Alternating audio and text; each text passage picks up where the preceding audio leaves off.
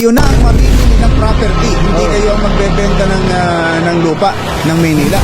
Kung ma-realize nila na hindi po kaharian yung napanalungan nila last election. Wala ka nang ingat sa Divisoria Market eh. Minsan sa akong simento. Wala kayong pinagulong ginagawa yun. Minsan pako.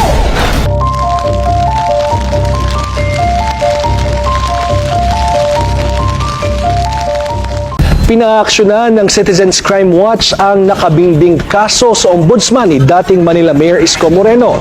Yan ang weekend agenda report ni Just Ignacio ng Abante Radio. Pinaaksyonan na ng anti-crime group na Citizens Crime Watch sa Ombudsman ang umano'y matagal nang nakabinbin na demanda laban kay dating Manila Mayor Isko Moreno Dumagoso. Kaugnay ito sa pagbenta umano ng ilang ari-arian ng dating alkalde sa Maynila.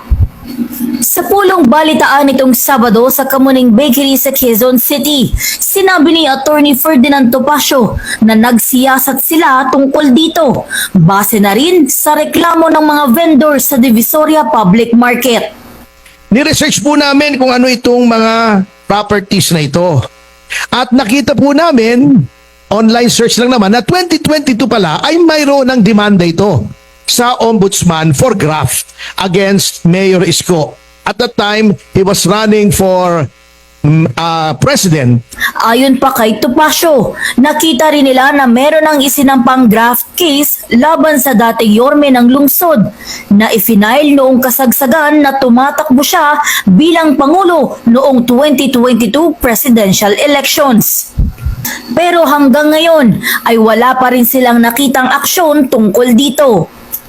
Panawagan ni Topacio sa ombudsman, baka pwede anya itong maaksyonan dahil dumarami na anya ang mga reklamo at ari-arian ang nasasangkot.